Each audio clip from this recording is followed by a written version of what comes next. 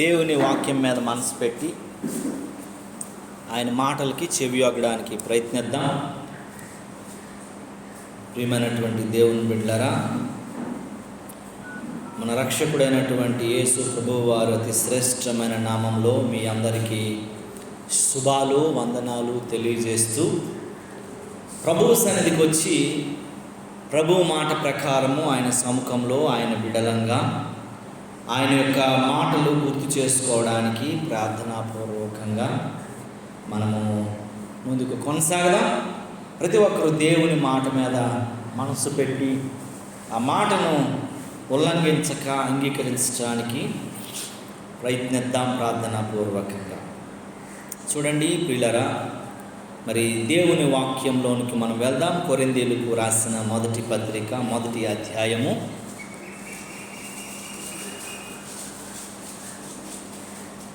26వ వచనాన్ని బైబిల్ గ్రంథం ఉన్నవారు క్షుణ్ణంగా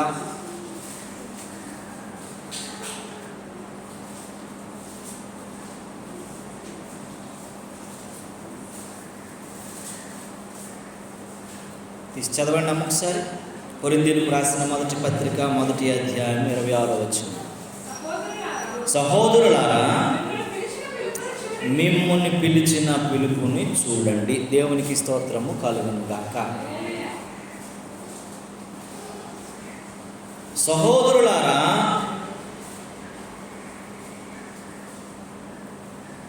మిమ్ములను పిలిచిన పిలుపుని మీరు చూడండి. చాలామందికి ఆ ధన్యత లేదు. దేవుని సన్నిధికి వచ్చినటువంటి మనము మన జీవితాల్లో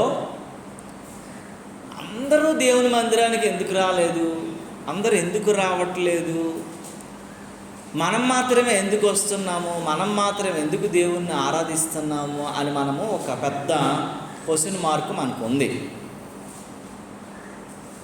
ఈ మాటల్లో మనం ఆలోచించవలసినటువంటి ప్రప్రథమైనటువంటి సంగతి ఏంటంటే, మిమ్మును పిలిచినటువంటి పిలుపుని మీరు చూడాలి.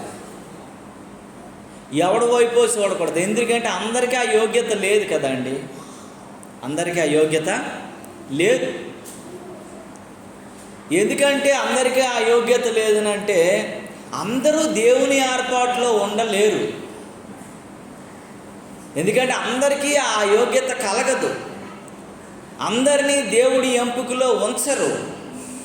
కనుక నీ చూపు లోకము వైపు, నీ చూపు లోకాశల వైపు, నువ్వు చూడవలసిన సంగతులు నీకు లాభకరమైనటువంటి వాటి వైపు కాక, నువ్వు ఎలా చూడాలంటే నీవు ఎందుకు పిలువబడ్డావో, ఎలా పిలువబడ్డావో అది నువ్వు చూడాలంట. దేవునికి స్తోత్రము కలుగును గాక. ఫస్ట్ మనం బాగా చూడాలా, మన చూపు బాగుండాల, నిదానించి చూడగలిగిన మనస్సు ఉండాలి. చాలామంది చూపు మంచిగా ఉండదు, వారి ఆలోచనలు మంచిగా ఉండవు, వారి తలంపులు మంచిగా ఉండవు, వారి ఊహ అంతా ఏమని చెప్తుంది ఆదికాండంలో, వారి ఊహ అంతా బహు చెడ్డది. కొంతమంది చూపు మంచిగా ఉండదు, మనుషుల్లో ఒక రకంగా చూస్తారు, మనుషుల్లో ఒక రకమైనటువంటి కొంతమంది చిన్న చూపు చూసేవారు, కొంతమంది తక్కువ చేసి చూసేవారు, కొంతమంది భయంకరమైనటువంటి విషపు చూపులు చూసేవారు. రకరకాలైనటువంటి మనుష్యుల మధ్యలో మనం ఉన్నాము. అయితే నువ్వు ఎటు చూస్తూ ఉన్నావు, నీ చూపు ఎలా ఉంది అన్న విషయాన్ని జ్ఞాపకం చేసుకోవాలి. దేవునికి స్తోత్రము కలుగునుగాక. ఎందుకనంటే చాలా జాగ్రత్తగా అన్నీ చూస్తే మంచిది కాదు. ఏది పడితే అది మనం చూడకూడదు. దేవుడు చూడమన్నాడు కదా అని అన్నీ చూడకూడదు. బైబిల్ గ్రంథంలో లోతు భార్య ఉంది. ఆమె దేవుడు ఏం చేశాడు? చూడమన్నాడా చూడొద్దన్నాడా? చూడొద్దన్నాడు. అయినా ఆమె ఏం చేసింది? దేవదూతల ఆజ్ఞను అతిక్రమించింది, దేవుని మాటను ఉల్లంఘించింది, ఆజ్ఞకు మీరిపోయింది. లోకం మీద ఆశ కలిగి, ఊరు మీద ఆశ కలిగి, ఆస్తి మీద ఆశ కలిగి చూడొద్దన్నా చూసిన దానికి ప్రతిఫలంగా మేమైపోయిందండి, నరకానికి పనికి రాలేదు, పరలోకానికి పనికిరాక మధ్యలో ఉప్పు స్తంభంగా మారిపోయింది. దేవునికి స్తోత్రం కలుగునుగా. ఆ మాట మనకు ఆదికాండం 19వ అధ్యాయంలో రాయబడి ఉంటుంది. అదే మాటని లోకాసు వార్తలో కూడా 17వ అధ్యాయం 32వ వచనంలో కూడా మరొక మారు ఉటంకించి జ్ఞాపకం చేస్తూ లోక రాశాడు. లోతు భార్యని మీరు జ్ఞాపకం చేసుకోండి. లోతు మరి భార్య ఆమె చూసేటువంటి చూపును మీరు జ్ఞాపకం చేసుకోండి అని రాశాడు ఆయన. ఏమని రాశాడనంటే అక్కడ తీసేవేంటమ్మా, లోతు భార్యని మీరు జ్ఞాపకం చేసుకోండి, తన ప్రాణమును రక్షించుకోరువాడు దానిని పోగొట్టుకునను, తనని పోగొట్టుకునేవాడు దాన్ని సజీవముగా బ్రతుకుండగానే కాపాడుకును. దేవునికి స్తోత్రము కలుగును గాక. ఈ లోతు భార్యని మీరు జ్ఞాపకం చేసుకోండి. లోతు భార్య తన సజీవంగా తన జీవితాన్ని, తన బ్రతుకును, తన ఆత్మను రక్షించుకోలేకపోయింది. దేవుడు చూడొద్దని దానిని చూచింది, దేవుడు వినగోరంది వినంది, దేవుడు వద్దు అనుకున్న దాని వైపే తన మనస్సును మళ్లించింది. దేవుని ఆజ్ఞను అతిక్రమించి చివరికి దానివల్ల వచ్చి పాపము వల్ల వచ్చి జీతము మరణాన్ని తెచ్చుకుంది. దేవునికి స్తోత్రము కలుగును గాక. మనం కూడా చాలా జాగ్రత్తగా ఆలోచించాలి, గమనించాలి. లోతు భార్య తెలివి తక్కువదే కాదండి. గవినిలో పనిచేస్తున్నటువంటి ఒక న్యాయ తీర్పు తీరుస్తున్న న్యాయాధిపతి యొక్క భార్య చాలా చదువుకున్నది, తెలివైంది, అయ్యి ఉన్నతమైనటువంటి స్థితి కలిగింది. కానీ దేవుని ఆజ్ఞను మీరటంలో మాత్రం చాలా వెనకబడిపోయింది. ఈరోజు మనం కూడాను ఎటు చూడాలో అటే చూడాలి, ఎలా చూడాలో అలా చూడాలి, ఏ రకంగా చూడాలో అదే చూడాలి తప్ప నీ చూపుని నువ్వు నచ్చినట్లు చూస్తే ప్రమాదంలో పడిపోతావని దేవుని వాక్యం చెప్తా ఉంది. దేవుని నామానికి మహిమ కలుగును గాక. అందుకే కీర్తన 119లో కూడా ఒక మాట ఆయన మాట్లాడతాడు కీర్తనకారుడు. ఏమని చెప్తాడంటే అక్కడ 37వ వచనంలో అంటాడు కదా, వ్యర్థమైన వాటిని చూడకుండగా నా కన్నులను త్రిప్పివేయము. దేవునికి స్తోత్రము కలుగును గాక. అన్నీ చూడకూడదు, కొన్ని మాత్రమే చూడాలా. మంచివి చూడాలా, దేవునికి ఇష్టమైనవి చూడాలా, దేవుడు నచ్చేవి చూడాలా, దేవుడు మెచ్చుకునేవి చూడాలా, దేవుడు మనకు అవి మేలుకరమైనవి చూడాలా, దేవుడి చిత్తమా లేదనేది ఆలోచించి చూడాలి తప్ప నచ్చినవన్నీ చూస్తే దానివల్ల మనము ప్రాబ్లమ్స్ తెచ్చుకునే వారంగా ఉంటాం. ఇక్కడ ఏమని అంటున్నాడంటే వ్యర్థమైనవి చూడకుండా నా కన్నులను, ఇదేంటి అంటున్నాడు, వీడు తిప్పుకోలేడా కదా, గమనించాలి కదా. మనం దేవుడు తిప్పాలి అని చెప్తున్నాడు కదా, నువ్వు తిప్పలేవా? నీకు చేత కాదా? నీకు అది మంచి చెడ్డని తెలుసు కదా, గమనిస్తావు కదా, ఆలోచిస్తావు కదా, మరి ఎందుకు నీ బుర్రకాయ పని చేయదా? నీ కళ్ళోడు తిప్పుకోవాలనే ఆలోచన రాదా? రాదండి. ఎందుకంటే సాతానుగాడు మనల్ని ఒప్పించేస్తాడు. సాతానుగాడు చెడు వాటి మీద మనస్సును వెళ్ళేటట్లు చేస్తాడు, ప్రేరేపిస్తాడు. సాతానుగాడు చెడ్డవాటి మీద మనస్సును నిలుపునట్లుగా మనకి పదే పదే పదే పదే రెచ్చగొడతా ఉంటాడు. కనుకనే దావీదుకి అర్థమైపోయి కీర్తనలో రాస్తున్న మాట ఏంటంటే వ్యర్థమైన వాటిని, ఏమని రాస్తుంది అక్కడ, వ్యర్థమైన వాటిని చూడకుండా నా కన్నులను త్రిప్పివేయి ప్రభువా. నేను అన్నిటిని చూడకూడదు. యోబు అంటాడు కదా, చాలాసార్లు మనం గుర్తు చేసుకున్నాము, కన్యక వైపు చూడుటకు నా కన్నులను నేను నా నిబంధన చేసుకున్నాను. పరస్త్రీ వైపు చూసినప్పుడు నా కన్నులతో నేను నిబంధన చేసుకున్నాను. నీకు హేయమైన చూపు చూసినప్పుడు, పాప సంబంధమైన చూపులు చూడకుండా నా కన్నులతో నేను ఒక ఒప్పందం కలిగి ఉన్నాను అంటాడు యోబు. ఇష్టం వచ్చినట్లు మనం చూడకూడదు. మన చూపు చాలా బాగుండాలి. నువ్వు ఏదైనా సరే నీ చూపు మీద ఆధారపడి ఉంటుంది. ఆశల్లో మొట్టమొదటి ఆశ ఏంటమ్మా? ఫస్ట్ మన కళ్ళు దాని మీదకి వెళ్తాయి, తర్వాత అది మనల్ని కోరుకోవాలి. ఇప్పుడు ఒక స్వీట్ ఉంది, ఫస్ట్ ఏం చూస్తాయమ్మా? కళ్ళు చూస్తాయి. ఆ జ్యూసీగా మంచిగా టేస్ట్గా అది ఆ కళ్ళు నీకేం చేస్తుందంటే ఎక్స్ప్రెస్ చేస్తూ ఉంటాయి. ఇంత మంచి స్వీట్ కదా, ఇంత బాగుంటుంది కదా, ఇంకా అది ఏ పదార్థాలతో తయారవుతుంది, ఎలా ఉంటుంది, దాని రుచి, అది తిన్నంత వరకు కూడా మన మనస్సును ఏం చేయదు, మనకి నిలపనివ్వదు. అందుకే మనము గుర్తు చేసుకోవాల్సింది ఏంటంటే నీ కన్నులు నేత్రాల నుండి ఎటు నీ చూపు సరిగా ఉండాలి. దావీదు అంటాడు, నా కన్నులతో నేను వ్యర్థమైన దానిని చూడకుండానట్లుగా నేను ప్రభువా నేను చూస్తూనే ఉన్నాను, నా కన్నులు తిప్పుతూనే ఉన్నాను, నా కన్నులు అటు వెళ్తూనే ఉన్నాయి. అవి త్రిప్పు ప్రభువా, నాకు చేత కావట్లేదు.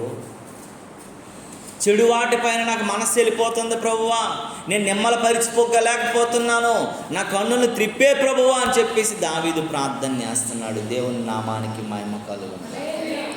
ఇప్పటికే చూడొద్దన్నది చూసింది ప్రభువా, చెడిపోయింది, నాశనం అయిపోయింది, పాడైపోయింది, మరణం చెందిపోయింది లోతు భార్య. ఆ స్థితి నాకు రాకమునిపై నా కళ్ళుని నువ్వు త్రిప్పివే అని ప్రభువును వేడుకుంటూ ఉన్నాడు. చాలామంది చూసి నాశనం అయిపోయిన వాళ్ళు ఎంతోమంది ఉన్నారు కదండి. గ్యాజీ ధనం వైపు చూశాడు. భక్తుడైనటువంటి ఎలీషా, వద్దు బాబు, మనకి సంబంధమైనది కాదురా, మనకి నచ్చింది కాదురా, మనది కాదురా, అది మనకు వద్దురా బాబు, అది పాప సంబంధమైనది అని చెప్పినా సరే గ్యాజ్ ఏం చేయలేదండి, దైవజనుని మాట చెవును వినిపించుకోలేదు, చెవును పెట్టుకోలేదు. దానివల్ల వచ్చినటువంటి జీతం ఏంటండి, నయమానుకు ఉన్నటువంటి కుష్టిని గ్యాజీ అంటించుకున్నాడు.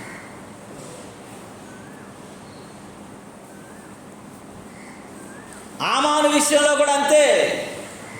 మనకు వద్దు బాబు, అది పాప సంబంధమైన ఆస్తి, ఆ సినార వస్త్రం అది పాప సంబంధమైనది, అది పరులది, మనకు వద్దురా బాబు, నీ కళ్ళు తప్పుకుంటే కళ్ళు తిప్పుకుండా దాన్ని చూసి దాన్ని ఆకర్షించి దాన్ని దాచుకున్నాడు. ఆమాను దాని నుండి ఏం చేసుకోలేకపోయాడండి, తప్పించుకోలేకపోయాడు. మరణం ఆమాను ఏం చేసిందండి, మృంగి వేసేసింది.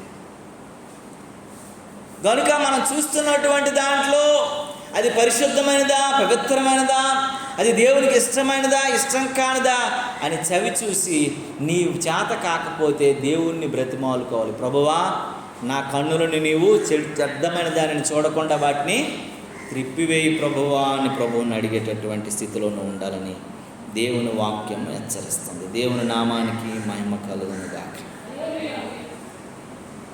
కొన్ని విషయాల్లో మనము లోకం వైపు, మనుషుల వైపు ఎక్కువ చూస్తాం.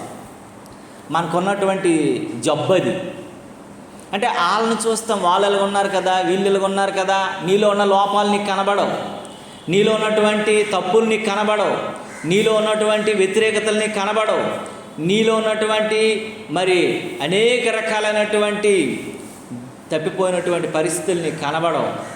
కనుక కానీ ఇతరులను చూడడం, ఇతరులను కామెంట్ చేయటం, ఇతరుల వైపు వారిని నీ మనస్సు మళ్లించటం, మరి ఇతరులను బట్టి నువ్వు సొనుక్కోవటం, ఇతరులను బట్టి ఆనందించటం, ఇతరులను బ్లేమ్ చేసే మనిషిగా నువ్వు ఉంటే అది నీకు మంచిది కాదని దేవుని వాక్యం చెప్తుంది.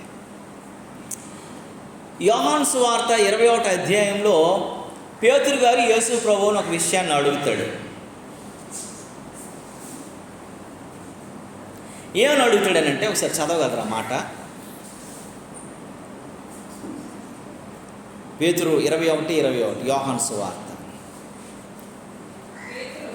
పేతురు అతన్ని చూచి, ప్రభువా, ఇతని సంగతి ఏమగునని యేసుని అడిగాను. దేవునికి స్తోత్రము కలుగునుగా. యేసు ప్రభు వారు అందరూ కూర్చున్నారు. కూర్చొని, నేను మరణానికి అప్పగించబోతున్నాను, నాకు శ్రమ రాబోతుంది, మీలో నుంచి నన్ను ఒకడు అప్పగించబోతున్నాడు, అప్పగించడంలో ఎవడో బయటోడు కాడు, మీలో ఒకడు ఉన్నటువంటి పరిస్థితి అని చెప్పేసి యేసు ప్రభు వారు వాళ్ళకి శిష్యులకి విన్నవించుకుంటున్నప్పుడు పేతురు ఉండలేక ఏమన్నాడంటే, ప్రభువా, అతని సంగతి ఎలా ఉంటుంది? ఇతరులకి ఏదైనా జరగాల, ఇతరులకి ఏదైనా అవ్వాలంటే మనకు చాలా సంతోషంగా ఉంటుంది. అరే, నీ సంగతి ఏంటో, నువ్వెలా జీవిస్తున్నావో, నీ ఆధ్యాత్మిక స్థితి ఏంటో, నీ పరిస్థితి ఏంటో నువ్వు ఆలోచించక ఇంకొకరి కోసం ఆలోచిస్తాం, ఇంకొకరితో మనం పట్టించుకుంటాం, ఇంకొకరిది ఏం జరుగుతుందని ఆలోచిస్తాం. ఈ మధ్య ఒక పాపకి ఇంటర్మీడియట్ మార్క్స్ మంచిగా వచ్చాయి, ఓ పాపకు మంచిగా రాలేదు. ఆ మంచిగా రాని పాప ఆ అమ్మాయికి ఎన్ని వస్తాయండి? ఫస్ట్ నన్ను అడిగింది. అంత చెప్తున్నారు కదా పాప కోసం ఎన్ని వస్తాయని అడిగింది. ఆ పాపకు మంచి మార్క్స్ వచ్చాయి. ఈ అమ్మాయికి ఇతరుల కోసం అడిగినటువంటి పిల్లకి మంచి రాలే, 720 వచ్చాయి. ఆ అమ్మాయికి 970 మార్కులు ఎన్ని వచ్చాయి? ఇతరుల కోసం నీకు అనవసరం. యేసు ప్రభు వారు అదే చెప్తున్నాడు. పేతురు అతనిని చూచి, ప్రభువా, ఇతని సంగతి ఏమగునని యేసును అడిగను. యేసు ప్రభు వారు ఏమన్నారు తెలుసు? 22వ వచనంలో చూడండి, అంటాడు, నాకు ఇష్టమైతే అది నీకేంటిరా అబ్బాయి, నువ్వు నోరు మూసుకోరని అన్నాడు. అరే, దేవుడి చిత్తము, దేవుడు చెబుతున్నప్పుడు, దేవుడు అంటున్నప్పుడు, దేవుడు చేస్తున్నప్పుడు, దేవుని కార్యాలు నెరవేర్చబడుతున్నప్పుడు నీ సంగతి ఏదో నువ్వు చూసుకోవాలి, కానీ ఇతరుల సంగతి నీకెందుకు? అడేమని రాసిందమ్మా? నేను వచ్చు వరకును అతడుండుట నాకు ఇష్టమైతే ఇది నీకేమి? చాలు. అతని సంగతి ఏంటి అని పేతురు అడుగుతుంటే, అది నాకు ఇష్టమైతే నీకేంటి బాధ? నీ సంగతి నువ్వు చూసుకో.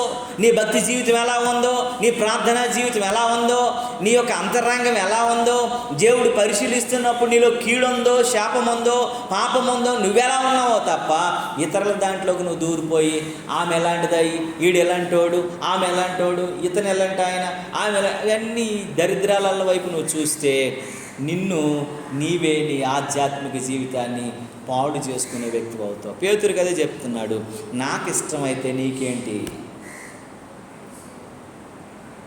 నీకేంటిరా బాధ అని ఒక మాటలో చెప్పాలైతే. అందరి వైపు చూడడం కాదు, మన వైపు మనం చూసుకోవాలి. మన ఆలోచనలు మనం చూసుకోవాలి. మన స్థితిని మనం చూసుకోవాలి. చాలామందికి అందరి కోసం ఆరా తీయటం అంటే చాలా ఇష్టం. అందరి కోసం తెలుసుకోవడం అంటే చాలా ఇష్టం. లోకమంతా సంపాదించుకొని నిన్ను పోగొట్టుకుంటే ఏం ప్రయోజనం అండి? నీ ఆధ్యాత్మిక జీవితాన్ని పాడు చేసుకుంటే, నీ ప్రార్థనా జీవితాన్ని పాడు చేసుకుంటే, నీ భక్తి జీవితాన్ని పాడు చేసుకుంటే, నువ్వు ఒక అనేక రకాలుగా బలహీనురాలుగాను బలహీనుడు అయిపోతే ఇతరుల కోసం తెలుసుకొని నీకేం ప్రయోజనం?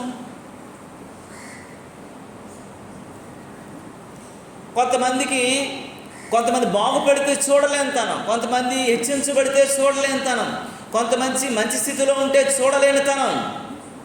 దేవుడు అంటాడు, మీరు చూడండి, కానీ అది వ్యర్థమైన వాటిని చూడడం కాదు, ఇష్టమైన వాటిని, దేవునికి యోగ్యకరమైన వాటిని మీరు చూడండి. మన శత్రువు ఎదుగుతున్నా మనం సంతోషించాలి. ఎందుకంటే ఎలాంటోడైనా ఏమవుతున్నాడు? ఎదుగుతున్నాడని ఆలోచన కలిగి ఉండాలి. ఎలాంటోడైనా సరే వాడు గొప్పగా ఉన్నాడని ఆలోచన కలిగి ఉండాలి. ఎలాంటోడైనా వాడు మంచిగా ఉన్నాడని ఆలోచన కలిగి ఉండాలి. ఎలాంటి వాడైనా దేవుని చిత్తంలో ఉన్నాడని ఆలోచన కలిగి ఉండాలి తప్ప ఒకరిని చూసి నువ్వు అసూయపడేటువంటి వ్యక్తిగా ఉండకూడదని దేవుని వాక్యము నిన్ను నన్ను ఈ ఉదయకాల సమయంలో హెచ్చరిస్తుంది. దేవుని నామానికి మహిమ కలుగును గాక.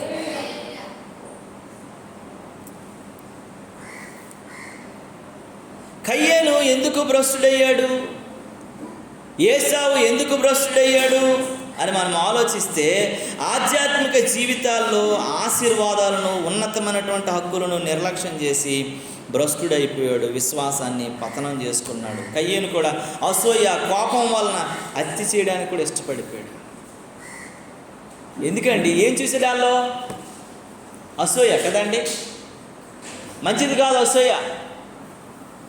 అసూయపడడం అది నీకు మంచిది కాదు, నీకు యోగ్యకరం కాదు. ఒకరిని చూసి ఒకరు బాగున్నారు అనుకోండి, ప్రభువా వారిని ఆ స్థితిలో ఉంచావు, అందుని బట్టి నీకు వందనాలు, నన్ను ఈ స్థితిలో ఉంచావు, ఎందుని బట్టి నీకు స్తోత్రాలు అని ప్రభువుకు మనం చెల్లించాలి. ధనవంతుడిని చూసి ఎప్పుడు కూడా, బీదలాజరు ఎప్పుడు కూడా అసూయ పడలేదండి. సుంకరి ఎవరని చూసండి? పరిసయ్యుని చూసి ఎప్పుడు కూడా అసూయ పడలేదు. లాస్ట్ మినిట్లో కూడా నువ్వు సుంకరం చూసి నువ్వు నేర్చుకోరా బాబు అని పరిసయ్యుడికి చెబుతున్నా సరే, దూరం నుండి చెప్తున్నాడు, నీ వైపు నేను చూడడానికి కూడా నాకు అర్హత లేని వాడిని.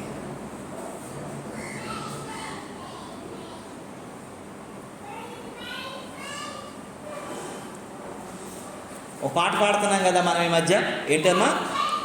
అర్హత లేకున్నా ప్రేమించావు, ఇది కేవలం నీ కృపయే,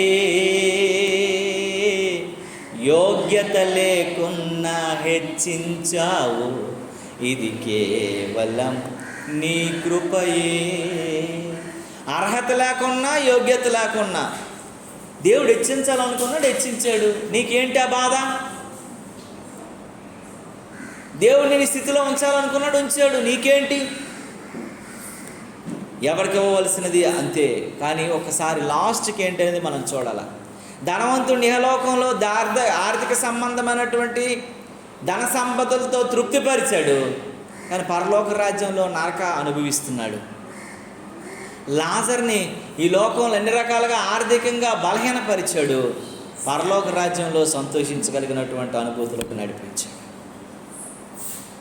నువ్వు ఈ లోక సంబంధమైనటువంటి ఆశీర్వాదం నువ్వు మేలు అనుకుంటే నీకు అది దేవుడు ఇచ్చేస్తాడు. కానీ ఏ రోజు కూడా లాజరు అలా అనుకోలేదు, పరలోక సంబంధమైన మేలు కోసమే చూశాడు. ధనవంతుడి వైపు ఎప్పుడు ఆయన చూడలేదు. అందుకే నీకు వ్యర్థమైన వాటిని చూడకుండానట్లుగా నా కన్నులు నీవు త్రిప్పు ప్రభువా, నేను త్రిప్పలేకపోతున్నాననేది దేవుని వాక్యం హెచ్చరిస్తుంది. దేవుని నామానికి మహిమ కలుగునుగాక. చాలా జాగ్రత్తగా మనం గమనించాలి. కయ్యేను భ్రష్టుడవడానికి అసూయ, కోపము కారణము. దేవునిపై అవిధేయత చూపించాడు కాబట్టే కయ్యేను ఏమైపోయాడంటే శాపగ్రస్తుడిగా మారిపోయాడు. మనం నీ చూపు, నీ ఆలోచన హేబేలుని కయ్యేను ఎలా చూశాడో తెలుసు? అసూయతో చూశాడు. అయ్యో నేను అలాగలేనే, నా యొక్క బలిపీఠం నుంచి నా యొక్క అర్పణ యాక్సెప్ట్ చేయట్లేదే, ఆడు నా తమ్ముడు నాకంటే చిన్నోడు దాని మీద ఎక్కువ మనస్సు నిలుపుతున్నాడే దేవుడని అసూయ పడ్డాడు, కోపం తెచ్చుకున్నాడు. చివరికి ఏమైపోయాడండి? దేశదిమ్మరైపోయాడు. హేబేలు రక్తం ఎక్కడైతే కుక్కలు నాకే, కయ్యేను రక్తం కూడా అక్కడే కుక్కలు నాకిన పరిస్థితికి వచ్చేసింది. ఏం సాధించావు నువ్వు? చాలా జాగ్రత్తగా గమనించాలి, ఆలోచించాలి. దేవుని చిత్తంలో నేను ఉన్నామా లేదనే దాన్ని. ఏశావు భ్రష్టత్వానికి కారణం ఏంటి తెలుసా? ఈ ప్రపంచక ఆశల మీద ఎక్కువ మనసు పెట్టుకున్నాడు. ప్రపంచక ఆశల మీద, తిండి మీద అండి. నేను ఒక ఆయన నాతో మాట్లాడుతూ దీని మీద డిస్కస్ చేస్తూ మాట్లాడుతున్నాడు. తమ్ముడు, ఎంత బాధాకరం తమ్ముడు, కనీసము ఏసావు చిక్కుడుకాయ కూరకేడు తమ్ముడు, మొత్తం జాస్తి ఇచ్చాడు, కనీసం మటన్కైనా చికెన్కైనా ఇవ్వలేదు, ఇంత చీపు ఆలోచించాడు అన్నాడు. ఈ మనిషి ఆలోచన చూడు, వీడికైతే మనసుకై అంటే మటనో చికెన్ ఉంటే ఇడిచేస్తాడనమాట. మరి చీపుగా చిక్కుడుకాయ కూరకి ఇచ్చాడేంటి? మటనో చికెనో బిర్యానీకి ఇవ్వాలి కానీ అని అంటున్నాడు. అంటే బిర్యానీ చికెనో ఉంటే ఈయనకున్న జ్యేష్ఠత్వాన్ని, అంటే దేవుని హక్కుని, దేవుని యొక్క కృపను, దేవుడిచ్చినటువంటి పెద్దరకాన్ని తిండి పూటకూటు కోసం అమ్మేశాడు ఆయన. మనం ఎంత దిగజారిపోతున్నామండి. ఏంటి మనం చూసేది? చిన్నదానికి లోక సంబంధమైన ఆశ, శరీర సంబంధమైన ఆశ, శరీర సంబంధమైనటువంటి సంతృప్తి కోసము తనకున్నటువంటి జ్యేష్ఠత్వాన్ని ఇచ్చేశాడు. ఇప్పుడు దేవుని బిడ్డ, నీ చూపు దేవుని వైపు ఉందో నువ్వు ఆలోచించాలి. నువ్వు ఎటు చూస్తున్నావో గమనించాలి.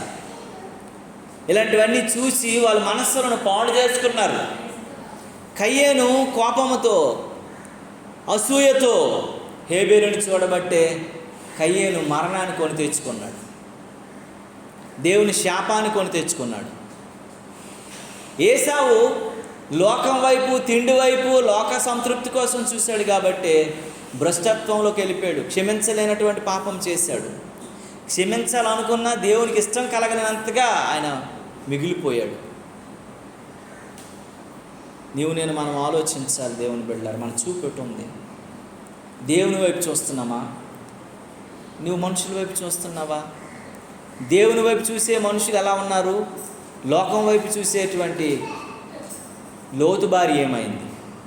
లోకం వైపు చూసేటువంటి ఏసావు ఏమైపోయాడు? లోకం వైపు చూసినటువంటి కయ్యను ఏమైపోయాడు? నన్ను నేను పరిశీలన చేసుకోవాలి. ఒకవేళ అలాంటి చూపుతోటి మనము బ్రతుకుతున్నట్లయితే దేవుని వాక్యం చెప్తుంది, ప్రభువా వ్యర్థమైనది చూడకుండా నా కన్నులు నీవు త్రిప్పే ప్రభువా అని అడుగుతున్నాడు. దేవునికి స్తోత్రము కలుగునుగాక. హల్లెలూయా, హల్లెలూయా.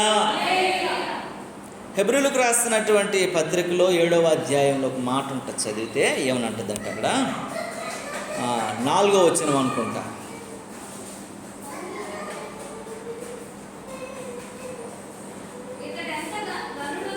ఇతడు ఎంత గనుడో చూడండి, దేవునికి స్తోత్రం కలుగును. చాలమ్మా, యేసు ప్రభువును గూర్చి మనం ఇక్కడ ఆలోచిస్తే ఇతడు ఎంత గనుడో చూడండి. ఇతను ఎంత గనుడో మనం దేవుడి వైపు చూడాలి. అతను ఎంత గొప్పోడో, ఎన్ని కార్యాలు చేస్తాడో, ఎన్ని మేలులు చేసేటువంటి వాడో, ఎంత నిన్ను ప్రేమిస్తున్నాడో, ఎంత త్యాగశీలో, ఆయన ఎంత గనుడై ఉన్నాడో ఆయన వైపు మనం చూసేవారంగా ఉండాలంట. దేవునికి స్తోత్రం కలుగును గాక. లోకం వైపు చూడకూడదు, మనుషుల వైపు చూడకూడదు, లోకాశుల వైపు చూడకూడదు, లోకంలో ఉన్న వాటి వైపు చూడకూడదు. కనుక నువ్వు యేసు వైపు చూడగలిగినటువంటి మనసు కలిగిన వ్యక్తి ఉండాలంట. ఆయన ఎలాంటి వాడట? తల్లి లేనివాడును, తండ్రి లేనివాడును, వంశావళి 3వ వచనం 4వ వచనం అంటాడు. అతడు తండ్రి లేనివాడును, తల్లి లేనివాడును, వంశావళి లేనివాడును, జీవిత కాలమునకు మూల భాషలో ఏమన్నామా చూడండి, ఆది అయినను జీవమైనను అంతం లేనివాడు ఉండి దేవుని కుమారుని పోలిన వాడును. ఇతడు ఎంత గనుడో చూడండి, దేవునికి స్తోత్రము కలుగును గాక. అలాంటి వాడిని చూడడం మానేసి నీ పక్కన ఉన్నటువంటి వ్యక్తులను చూసి నీ విశ్వాసమును పాడు చేసుకొని, నీ భక్తి జీవితాన్ని పాడు చేసుకొని, నీ జీవితంలో నువ్వు నిరాశలోనికి, నిస్పృహలోనికి వెళ్ళిపోయినటువంటి పరిస్థితులు నువ్వు ఉంటే నువ్వేమీ సాధించలేవని దేవుని వాక్యం చెప్తుంది. అందుకే మనుషులు నువ్వు చూడకూడదు, నువ్వు దేవుణ్ణి చూడాలంట. దేవునికి స్తోత్రం కలుగును. ఆయన ఎంత గనుడో, ఎంత గొప్పోడో, ఎంత ఉన్నతమైన వాడో, ఎంత ఆయన స్థితి ఏంటో, ఆయన పరిస్థితి ఏంటో, అలాంటి దేవుని నువ్వు కలిగి ఉన్నందుకు నువ్వెలా ఉండాలనేది ఆలోచించి ఆయన వైపు చూడాలంట. మనం ఇటు చూస్తున్నాము, మన మనస్సు ఏంటి? మనుషుల వైపున మందిరంలో కూర్చుంటాము, ఆ వ్యక్తి వచ్చిందా నీ విషపు చూపుతో, ఈ వ్యక్తి వచ్చిందా నీ విషపు చూపుతో, ఇలా కూర్చున్నదా, అలా కూర్చున్నావా, ఇలా ఉన్నావా, అలా ఉన్నావా, అతను ఎలా ఉన్నాడా, ఇతను ఎలా ఉన్నాడా, ఇదేనా? నువ్వు దేవుని వైపుకు చూడడానికి వచ్చావా, మనుషుల వైపు చూడడానికి వచ్చావా? నువ్వు దేవుని సంతోషపరచడానికి వచ్చావా, మనుషులను సంతోషపరచడానికి వచ్చావా? నువ్వు దేవుని నామాన్ని కనపరచడానికి వచ్చావా, మనుషుల నామాన్ని కనపరచడానికి వచ్చావా? దేవుని స్తుతించడానికి వచ్చావా, మనుషుల్ని శోధించడానికి వచ్చావా? ఎందుకు వచ్చావు? ఎందుకు వస్తున్నావు? నీ ఆలోచన, నీ మనస్సు, నీ తలంపు అతడు ఎంత గనుడు, ఎంత గొప్పడు, ఆయన వైపు చూడాలంట. మనం ఒకటి చూస్తున్నాము, మనుషుల వైపు. అందుకే మీరు చూడండి, ఎవరి వైపు చూడాలా? దేవుని వైపు చూడాలా. పేతురు ఎవరి వైపు చూస్తున్నాడండి? ఆయన సంగతి ఏంటి, ఏమవుద్దని చూస్తున్నాడు. నీకెందుకురా బాబు, నోరు మూసుకొని ఉండరా అని చెప్పాడు యేసుప్రభు. లోతు నోటి చూడొద్దామా అని అంటే అటు చూసింది. ఒరే నువ్వు అసూయ పడొద్దురా కయ్యానుగా అని అంటే ఆడు అసూయ పడ్డాడు. ఇదేనా మనము, మన జీవితము, మన విశ్వాసము, మన భక్తి? ఇలా మనం ఉంటున్నామా? ఇదే మన స్థితి? అందుకే అంటాడు కదా హెబ్రీయులకు రాసిన పత్రికలో 12వ అధ్యాయంలో, ఇంత గొప్ప సాక్షి సమూహము మేఘము వలె మనల్ని ఆవరించి ఉన్నందున సులువుగా చిక్కులు పెట్టి పాపభారమును విడిచిపెట్టి విశ్వాసమును కర్త దాన్ని కొనసాగించువాడని యేసు వైపు చూడాలట. మనం విశ్వాసానికి కర్త, దాన్ని కొనసాగించేవాడిని యేసు వైపు నువ్వు చూడాలా. ఎటువైపు చూస్తున్నావు నువ్వు? నీ ముందు ఉంచబడినటువంటి పందెంలో నువ్వు ఓపికతో యేసు వైపు చూసి పరిగెత్తాలి తప్ప మనుషుల వైపు చూసినంత కాలం నువ్వు ఎదగవు. ఆధ్యాత్మికంగా కాదు కదా, నువ్వు భ్రష్టత్వంలోకి వెళ్ళిపోతావు. అందుకే ఎప్పుడు కూడా నువ్వు మనుషులు చూస్తున్నప్పుడు 190 తప్పులు ఉన్నా సరే ఒక్క మంచి ఉండదండి ఒక మనిషిలో. ఆ మనిషిని నువ్వు ఎందుకు చూడవు? 99% చెడ్డే, ఒక్క మనిషిని ఎందుకు నువ్వు చూడకూడదు? నిన్ను ఒకసారి దేవుని ముందు పెట్టు, నువ్వు ఎంత అపవిత్రురాలువో, అపవిత్రుడివో, ఎంత పాపివో, ఎంత భయంకరమైనటువంటి మనిషివో, నరకానికి జోగిపోతున్న పరిస్థితులు ఉన్నప్పటికీ కూడా ఆ ఒక్కటో మంచి నీ వాళ్ళని చూసి దేవుడు నిన్ను క్షమించి ఆయన బిడ్డగా చేర్చుకున్నాడు కదా. మరి నిన్ను వల్ల నీ పొరుగు వారిని ప్రేమించమంటున్నప్పుడు నువ్వెందుకు విషపు చూపులు చూస్తున్నావు? నిన్ను వల్ల నీ పొరుగు వారిని ప్రేమించమంటున్నప్పుడు ఎందుకు నువ్వు వ్యతిరేకంగా ఆలోచిస్తున్నావు? ఎందుకు అలాంటి మనస్సు కలిగి ఉన్నావు అనేది నువ్వు జ్ఞాపకం చేసుకోవాలి. దేవుని నామానికి మహిమ కలుగునుగా. ఎప్పుడు నీ స్వార్థమే, నీకు నచ్చినట్లు ఉండటమే, ఎప్పుడు నీకు కావలసినట్లు బ్రతకటమే కాదండి. దేవుని వైపు చూసి దేవుడు నీ కోసం ఏమనుకుంటున్నాడు, దేవునికి నచ్చినట్లు నువ్వు బ్రతుకుతున్నావా లేదని కూడా నువ్వు ఆలోచించుకోవాలి. దేవుని నామానికి మహిమ కలుగును గాక. విశ్వాసమునకు కర్తయు దాన్ని కొనసాగించువాడైనటువంటి దేవుని వైపు చూసే వ్యక్తిగా నువ్వు ఉండాలి. నోటి చూస్తున్నావు, దేవుని వైపు చూడలేదు, లోకం వైపు చూసింది కయ్యేని భార్య, లోతు భార్య. ఒకవేళ నువ్వు కూడా అలా చూస్తున్నావేమో, లోకం వైపు, లోకంలో ఉన్న వాటి వైపు చూస్తున్నావేమో, అది అంతానికి మార్గాలేస్తుంది. నీ జీవితంలో అలాంటి చూపులు ఉన్నట్లయితే వ్యర్థమైనది చూడకుండా నా కన్నులు నీవు త్రిప్పే ప్రభు అని ప్రభువుని అడుక్కునే వ్యక్తిగా ఉండాలని దేవుని వాక్యము హెచ్చరిస్తుంది. దేవుని నామానికి మహిమ కలుగునుగాక. హల్లెలూయా, హల్లెలూయా. అపోస్తుల కార్యము 2వ అధ్యాయం చూడండి ఒకసారి, 25వ వచనం అంటాడు, ఆయనను గూర్చి దావీదు ఇట్లనెను, నేను ఎల్లప్పుడూ నా ఎదుట ప్రభువును చూచి చుంటిని, ఆయన నా కుడి పార్శ్వమునున్నాడు కనుకనే నేను కదల్చబడను. దేవునికి స్తోత్రము కలుగును. దావీదు ఇలా చెప్తున్నాడట. దావీదు ఏమంటున్నాడండి?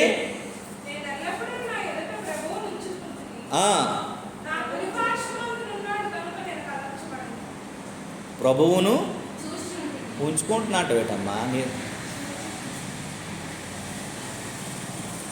నేను ఎల్లప్పుడూ ప్రభువుని చూచుచుంటిని, ఆయన నా కుడి పార్శ్వమున ఉన్నాడు కాబట్టి నేను ఎప్పుడు ఏం చేయట్లేదండి.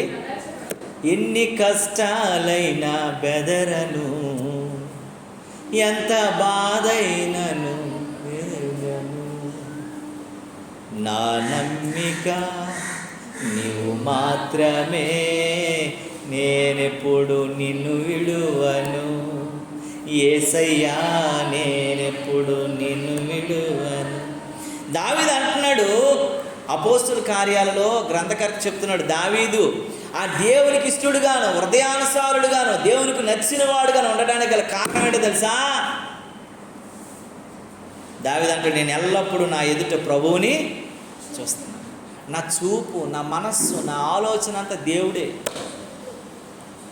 ఇంకోవైపు నా మనస్సు వెళ్ళదు, ఇంకొకరు నేను చూడడానికి ఇష్టపడను, ఇంకొకరి వైపు నా మనస్సు ఇది అవ్వదు. ఎందుకంటే ఆత్మ విభేదాలు పుట్టిస్తూ ఉంటుంది, సదైప ఆత్మ. చూసారా, లాస్ట్ మీకు సాటర్డే వాక్యం చెప్పాను కదా, ఏమని చెప్పానండి? మీరు అన్ని విషయాల్లో బాగున్నారు, ప్రార్థనలో బాగున్నారు, ఇంకా పరిచర్యలో బాగున్నారు, విశ్వాసంలో బాగున్నారు, సహవాసంలో బాగున్నారు, సమర్పణలో బాగున్నారు, అన్నీ బాగున్నారు. కానీ అయినా మీ మీద ఒక తప్పు ఉంది. అదేంటంటే మీ మనసులో దెయ్యాన్ని పెట్టుకొని తిరుగుతున్నారు,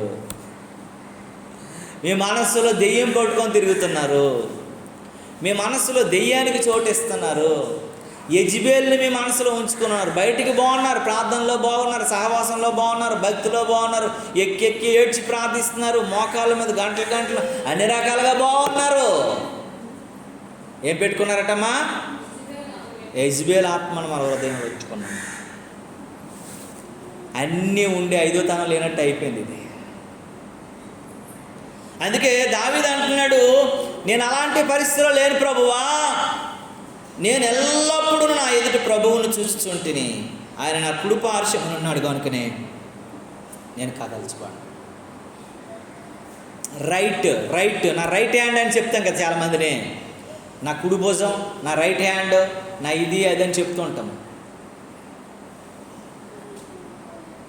ఆ కుడి భుజాన్ని మనం పెట్టుకోకూడదు, అక్కడ యేసుప్రభు ఉండాలి ఆ స్థానంలో. అది మనం పెట్టుకున్నప్పుడే మన జీవితాలు సరళంగా జరుగుతాయి, దేవుని చిత్తంలో ఉంచుతాము, దేవుని యొక్క బిడలంగా, దేవుని యొక్క వాత్సల్యతలో ముందుకు మనము కొనసాగుతామని దేవుని వాక్యం చెప్తుంది. దావీదుని దేవుడు అంత హెచ్చించడానికి గల కారణం ఏంటో తెలుసా? ఎప్పుడు దేవుని చూస్తుండేవాడంట, ఆయన పక్కన పెట్టుకొని చూస్తుండేవాడంట, ఆయన నామాన్ని చూస్తుండేవాడంట, ఆయన గొప్పతనాన్ని, ఆయన ఘనతను చూస్తుండేవాడంట. అందుకే దేవుడు ఆయన అంత హెచ్చించాడు. దేవునికి స్తోత్రము కలుగును. ఇంతటి వాడను నేను యేసయ్యా, ఎంతైన యోగ్యుడను కానయ్యా, ఇంతగా నన్ను ప్రేమించుచున్నావయ్యా, ప్రేమించుటకు నన్నెలలో హెచ్చించుటకు. ఎంతటి వాడను ప్రభువా, నా భాగ్యం ఎంతది, నా గొప్పతనం ఎంతది, నేను ఏ పాటోడిని, నన్ను ఇంతగా హెచ్చించావు అని ఆయన పక్కన ఆయన చూసుకుంటూ ఆయనతో ఉంటూ ఆయన కథలపరిచిన వ్యక్తిగా ఉన్నాడని దేవుని వాక్యము చెప్తుంది. దేవునికి స్తోత్రము కలుగునుగాక. హల్లెలూయా, హల్లెలూయా.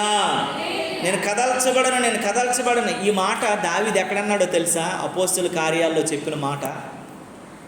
అమ్మా, ఎక్కడన్నాడో తెలుసా మీకు? 16వ కీర్తనలో ఈ మాట మాట్లాడతాడు, 8వ వచనంలో. ఆ మాటను తీసుకొచ్చి అపోస్తలుల కార్యాలు రాస్తున్నప్పుడు పౌలు గారు దాన్ని మరొకసారి ఉటంకించి రాశాడు. ఆయన లోకా గారు 16:8 ఈ మాట చెప్తాడు. ఎవరు? దావీదు చెప్తున్న మాటని కనబడట్లేదేంటి? సదాకాలము యెహోవా యందు నా గురి నిలుపుచున్నాను, ఆయన నా కుడి పార్శ్వమునున్నాడు కనుకని నేను కదల్చబడను. ఈ మాటను ఎత్తేసి అపోస్తలుడైన పౌలు చెప్తున్నాడు, అయ్యా దావీదు ఎప్పుడు కూడా దేవుణ్ణి కుడి పార్శ్వాన్ని పెట్టుకున్నాడు, ప్రక్కన పెట్టుకున్నాడు, ఆయన వైపే చూశాడు. కష్టంలో, బాధలో, ఇరుకులో, ఇబ్బందులో, రోగంలో, ఏ పరిస్థితి వచ్చినా సరే యేసు వైపు చూశాడు కాబట్టి దేవుని చిత్తంలో ఆయన ఉండగలిగాడు, దేవుని చిత్తంలో ఆయన నిలవగలిగాడు అని చెప్పి అపోస్తలుడైనటువంటి పేతురు అపోస్తలుల కార్యాలు రాస్తూ ఈ మాటలు చెప్పుకోవచ్చు. లోకా గారు అపోస్తలుడైన పౌలు అపోస్తలుల కార్యాలు రాయలేదు, తెలుసా మీకు? ఎవరు రాశారు? లోకా రాశాడు. ఆయన అందరి భక్తుల మాటలన్నీ జ్ఞాపకం చేసుకొని రాశారు. దావీదు ఇంత గొప్పగా హెచ్చించబడడానికి, ఇంత గొప్పగా ఉండటానికి, ఇంత గొప్పగా మరి రాజ్యాలను ఏలడానికి గల కారణం ఏంటంటే ఆయన దేవుని వైపు చూశాడు, దేవుణ్ణి పక్కన పెట్టుకున్నాడు కాబట్టి ఆయన ఎన్నటికి నీ కదల్చబడలేదు. మీరు యెరూషలేము వెళ్తే ఈ రోజుకి కూడాను సిటీ ఆఫ్ డేవిడ్ అని రాసి ఉంటుంది. నేను అక్కడికి వెళ్ళినంటే ఆ పట్టణం చూడగానే నాకు చాలా కన్నీరు వచ్చేసింది. దావీదు చచ్చిపోయి చాలా సంవత్సరాలు అయిపోయింది, కానీ ఈరోజు కూడా సిటీ ఆఫ్ డేవిడ్ అని రాసి ఉంది. అక్కడ దావీదు ద్వారం అని రాసింది, అక్కడ దావీదు మందిరం అని రాసింది. అక్కడ దేవునితో ఉన్నాడు కాబట్టి మనుష్యుడు లేడు, కానీ మనుషు సంబంధం ఆయన చేసినటువంటి ఆ భక్తి సాధనాలన్నీ కూడా జనాలందరూ ఈరోజు గుర్తు చేసుకుంటున్నారు. దేవునికి స్తోత్రము కలుగునుగాక. హల్లెలూయా. నువ్వు కదల్చబడకుండా స్థిరంగా ఉండాలనుకున్నట్లయితే, గాలికి, వానకి, కష్టానికి, నష్టానికి, బాధకి, అనారోగ్యానికి నువ్వు పడిపోకుండా, ఆర్థిక ఇబ్బందుల్లో నువ్వు సతకలు పడిపోకుండా ఉండాలనుకున్నట్లయితే నువ్వు దేవుణ్ణి చూసే వ్యక్తిగా ఉండాలి తప్ప లోకం వైపు, మనుషుల వైపు చూసే వ్యక్తిగా నువ్వు ఉండకూడదని దేవుని వాక్యం చెప్తుంది. అప్పుడే నువ్వు కదల్చబడవని దేవుని వాక్యము చెప్తుంది. దేవునికి స్తోత్రము కలుగునుగాక.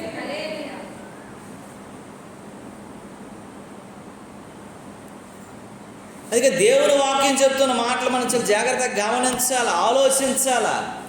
నువ్వు ఎటు చూస్తున్నావు, నీ చూపు, నీ తలంపులు, నీ ఆలోచనలు ఏమై ఉన్నాయి అన్న విషయాలను మనం గుర్తు చేసుకునే వ్యక్తులు ఉండాలని దేవుని వాక్యము మనల్ని హెచ్చరిస్తూ ఉంది. ప్రియ దేవుని బిడ్డ, మనం ఎందుకు మన దేవుని మీద మనస్సు ఉంచాలి తప్ప మనుషుల మీద మనసు పెట్టుకున్నంత కాలం నీకు శ్రమే. ఎవరైనా సరే మనుషులు నమ్మటం వేస్ట్, రాజులు నమ్మటం వ్యర్థం. ఎవరిని ఆశ్రయించాలటండి? ఎలాంటి కష్టకాలంలో దేవుణ్ణి ఆశ్రయించాలి. ఎలాంటి కష్టకాలంలోనే దేవుణ్ణి ఆశ్రయించాలి. మన స్పీడ్గా వచ్చి కారోడు మమ్మల్ని వెనకాల నుండి వచ్చేసి రివర్స్ గేర్లో వచ్చి గుద్దీశాడు. గుద్దిస్తే పోలీసు వాళ్ళు వచ్చి హడావిడి చేసేస్తున్నాడు. ఏదన్నట్లు ఏదో పెళ్ళికి కుక్కల హడావిడి అన్నట్లు వీళ్ళు వచ్చేసి అక్కడికి కారు తీసుకొని పోలీస్ స్టేషన్కి నేను అన్నాను.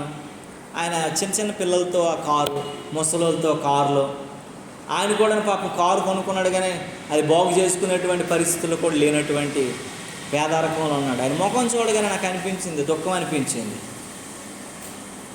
వదిలేండి సార్, మేము చచ్చిపోలేదు కదా, మేము బ్రతికే ఉన్నాం కదా, వదిలే. మీరు అలా క్షమించేస్తారేటండి అని అన్నాడు. మా ప్రభు అంది చెప్పాడండి, మా పీక మీద కత్తేసిన తండ్రి వీరేమి చేస్తున్నారో వీరు ఎరుగరు కనుక వీరిని క్షమించమన్నాను. వెంటనే ఆయనే మాట్లాడి తెలుసా పోలీసు ఆయన, మీరు క్రిస్టియన్స్ అని అడిగాడు నాకు. అవునండి అని అన్నాను.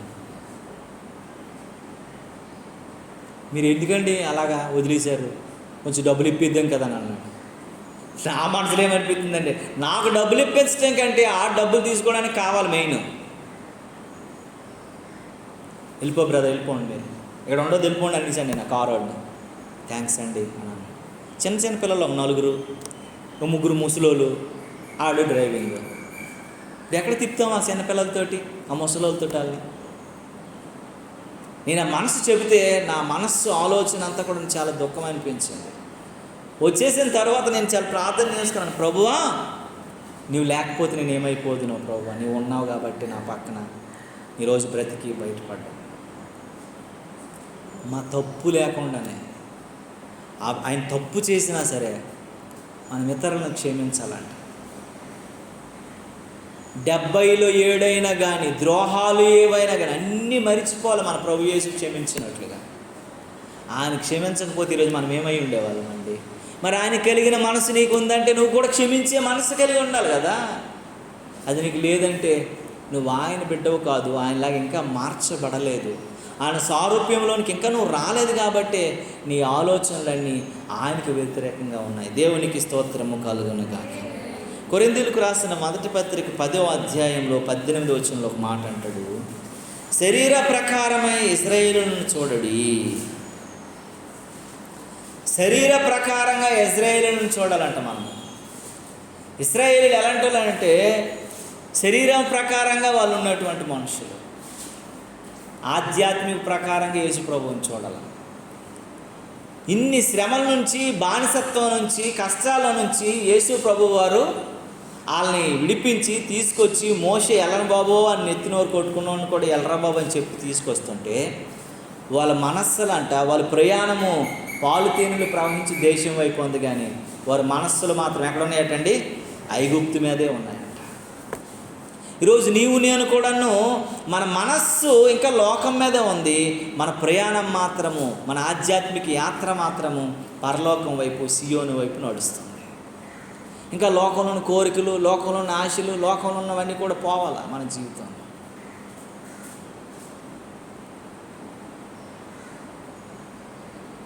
హాస్పిటల్లో డాక్టర్ గారు నాకు అన్నాడు, ఒక 6 మాత్రలు ఇచ్చి వేసుకోమని అన్నాడు. మాత్రలు ఇవ్వకుండా నొప్పి తగ్గాలంటే ఏంటండి అని డాక్టర్ని అడిగాను నేను. అతను నవ్వుతూ నొప్పి ఓర్చుకోవాలండి అని అన్నాడు ఆయన. నిజం, కానీ వేసుకోవడానికి మాత్రం మనస్సు రావట్లేదండి అని అంటే నొప్పి ఓర్చుకోవాలా? ఎందుకంటే ఈ మాటలు మీకు చెప్తున్నాను, నువ్వు దేవుని కొరకు నువ్వు అనేక సార్లు ఆయన గాయాల్లో వేలు పెడుతున్నప్పుడు నీ పాపం బట్టో, నీ వ్యతిరేకత బట్టో, నీ చెడ్డ చూపులను బట్టో, నీ ఆలోచనలను బట్టో ఆయన ఎంత బాధపడుతున్నాడో తెలుసా నీకోసం, ఎంత దుఃఖపడుతున్నాడో ఆలోచించవా? అందుకే నీ చూపు ఆయన వైపు ఉండాలి తప్ప లోకం వైపు కాదు. శరీరం సంబంధమైనటువంటి ఇవన్నీ అదే అందులో అంటాడు 11వ వచనంలో అంటాడు కదా, ఈ సంగతులను దృష్టాంతములుగా వారికి సంభవించి యుగాంతములు ఉన్నటువంటి మనకి బుద్ధి కలుగుటికే వ్రాయిచున్నాను అంటాడు ఆయన. ఇవన్నీ దృష్టాంతాలుగా మనకు అప్పుడు జరిగాయంట. ఈరోజు బుద్ధి కలిగటికి అవన్నీ మన మీద ఇప్పుడు మన ముందు ఉంచాడు. అవి 10వ అధ్యాయం 11వ వచనంలో కొరింథీయులకు రాసిన పత్రిక.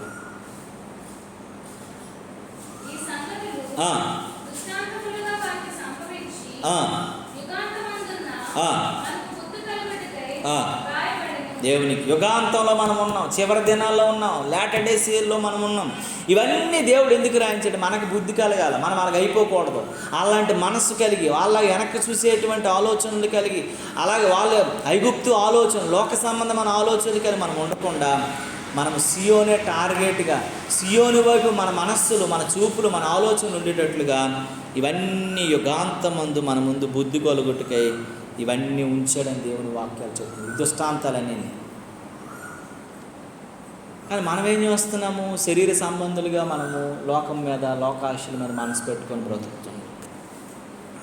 కనుక దేవుని బిడ్డలారా, మనం ఎలా ఉన్నాము ఒకసారి ఆలోచించారు. 6వ వచనం చదివితే ఇక్కడ అంటాడు, అందులోనే 6వ వచనంలో, వారు ఆశించిన ప్రకారము చెడ్డవాటిని ఆశించుకుంటున్నట్లుగా ఈ సంగతులు మన దృష్టాంతములుగా ఉన్నాయి. వారు ఆశించారట చెడ్డవాటిని, ఐగుప్తులో ఉన్నటువంటి చేపల్ని, ఐగుప్తులో ఉన్నటువంటి ఆనందాల్ని, ఐగుప్తులో ఉన్నటువంటి సంతోషాలని వారు శరీర సంబంధులుగా వారు ఆశించారు. కాబట్టి ఇలాంటివి మనం ఆశించకూడదు. లోకాశ్రమం మీద ఉండకుండానట్లుగా మనము చెడ్డవాటిని ఆశించుకుంటున్నట్లు ఈ సంగతులను మనకు దృష్టాంతములు కథలుగా మన కొరకు దేవుడు రాయించాడంట. మనం ఈ లోకంలో ఆశించకూడదు. వాటి మీద ఆశ మనస్సు కలిగి మనం ఉండకూడదు. దేవుని వైపు ఉండాలి, దేవుని చిత్తంలో మనం ఉండాలి, దేవుని యొక్క ఆత్మ సంబంధులుగా మనం బ్రతికే వారంగా ఉండాలని దేవుడు మన నుండి అవి కోరుకుంటున్నాడని దేవుని వాక్యం హెచ్చరిస్తుంది. దేవుని నామానికి మహిమ కలుగునుగాక. ఎందుకంటే తలుపు వేయబడే దినం దగ్గరికి వచ్చేస్తున్నాం మనం. బుద్ధి లేని కన్యకులంట. కన్యక అంటే ఎవరండి? మా కన్యక అంటే ఎవరు చెప్పండి? కన్యక అంటే ఎవరు? పెళ్లి చేసుకొని ఉండే కాదు. కన్యక అంటే పాపం అంటే తెలియనటువంటి వ్యక్తి. అంటే పెళ్లి చేసుకోకుండా పాపం చేస్తే ఆవిడ కన్యక అవుతావు. అందుకే కన్యాత్వము అని అంటారు కదా. అంటే అర్థం ఏంటి? కన్యాత్వం అంటే అర్థం ఏంటి? పాపము లేనటువంటి వ్యక్తి, పురుష సాంగత్యం లేనటువంటి వ్యక్తి, పవిత్రురాలుగా బతికేటువంటి వ్యక్తి. అందుకే కన్యక గర్భవతి అయి కుమారుని కనెను. పాపము లేని వ్యక్తి కన్యక గర్భవతి అవటం అంటే, అయితే యేసుప్రభు కూడా పాప సంబంధి అవుతాడు కదా, మనిషి సంబంధి అవుతాడు కదా, అందరిలాగే మనలాగే పుట్టినోడు అవుతాడు కదా. మీ కన్యక కాకపోతే కన్యత్వం అంటే ఏ పురుషుడు ఎరుగునటువంటి వ్యక్తి.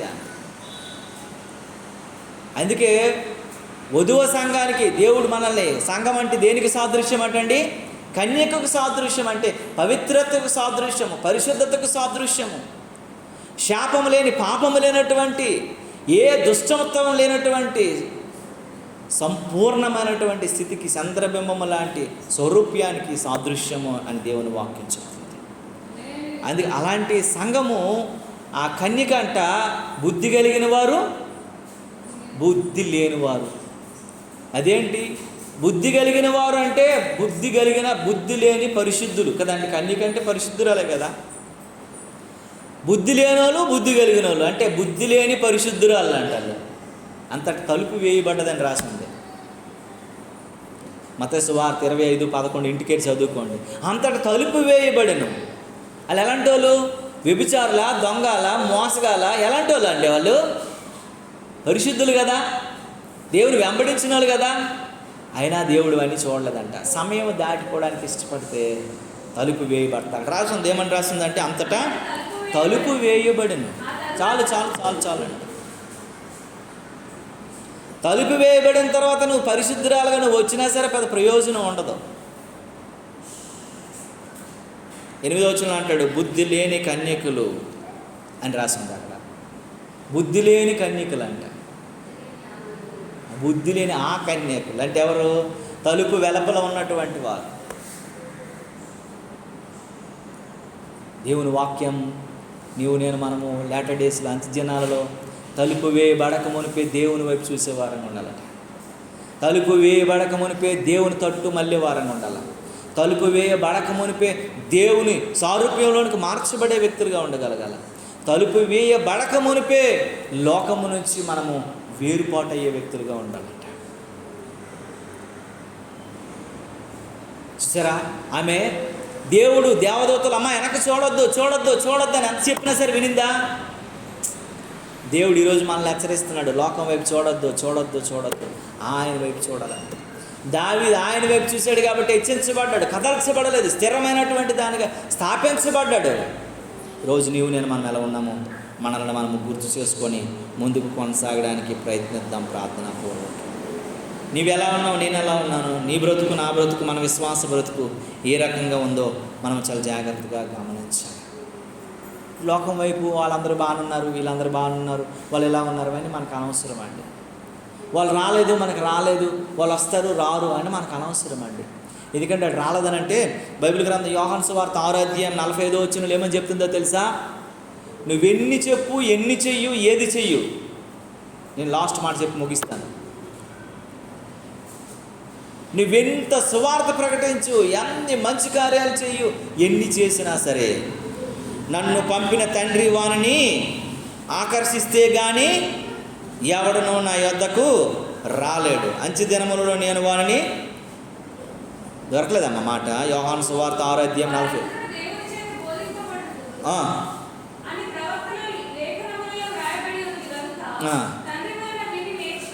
45 వచ్చినము 6:45.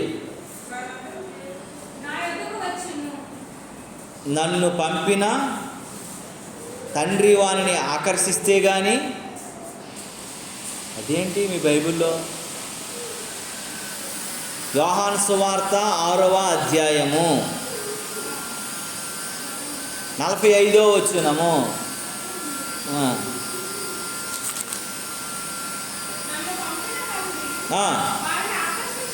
నన్ను పంపిన తండ్రి వారిని ఆకర్షిస్తే కానీ ఎవడును నా ఎదుట. దేవుడు ఆకర్షించకుండా ఎవడు మన దేవుని సన్నిధికి రాడండి. ఈ దేవుడు ఆకర్షించాలా, దేవుడు ఎన్నుకోవాలా, దేవుడు నిలవబెట్టుకోవాలా. దేవుడు ఎన్నుకుంటే తప్ప అందరు రారు, అందరు ఎన్నుకోబడరు.